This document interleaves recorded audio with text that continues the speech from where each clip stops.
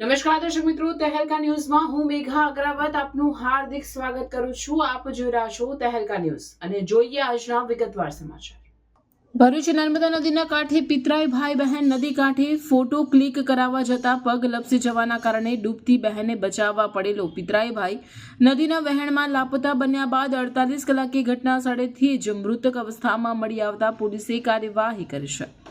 ભરૂચ અંકલેશ્વર નજીકના golden bridge પાસે પિતરાઈ ભાઈ બહેનમાં હિરેલ વસાવા અને ભાઈ નયન વસાવા નદીના કાંઠે ફોટો મોબાઈલમાં ક્લિક કરવા જતા નદીના કાંઠે બહેન હિરેલ વસાવાનો પગ લપસી જતા નદીના વહેણમાં બહેનને બચાવવા પડેલો ભાઈ નયન વસાવા પાણીના વહેણમાં ગુમ થતા અને બહેનને સ્થાનિકે બચાવી લીધા બાદ નયન વસાવાનું નદીના વહેણમાં લાપતા થયા બાદ 48 કલાકે મંગળવારે વહેલી સવારે ગોલ્ડન બ્રિજ નીચે જ જ્યાં ભાઈ ડૂબ્યો હતો ત્યાંથી મૃતક અવસ્થામાં મળી આવતા તેના પરિવારને બોલાવી મૃતદેહ ઓળખ માટે બતાવતા નયન વસાવા જ હોવાની ઓળખ થતા મૃતદેહ પોસ્ટમોર્ટમ અર્થે ખસેડી વધુ તપાસ આરંભી છે।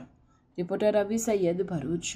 નર્મદા મૈયા બ્રિજ અંકલેશ્વર તરફના છેડે 2 દિવસ અગાઉ એક યુવક અને યુવતી નર્મદા મૈયા બ્રિજની નીચે નર્મદા નદીના કિનારે સેલ્ફી પાડવા જતા યુવતીનો પગ સ્લીપ થઈ જતા તે પાણીમાં ડૂબતી હોય સાથેના યુવકને આ જોતા તેને બચાવવા જતાં યુવતી તો બચી ગઈ પણ યુવક નર્મદા નદીના પાણીમાં ગરકાવ થઈ ગયેલ અને ત્યારબાદ 2 દિવસથી સતત અંકલેશ્વર ફાયર, સ્થાનિક નાવિકો અને સામાજિક કાર્યકર ધર્મેશ સોલંકી ત્રણેયની મદદથી શોધખોળ ચાલુ હતી પણ મૃતદેહ મળી રહેલ નહીં હતો। પણ આજરોજ વહેલી સવારમાં સ્થાનિક નાવિકો અને ધર્મેશ સોલંકીની મદદથી આજરોજ આ યુવકનો મૃતદેહ મળી આવેલો છે।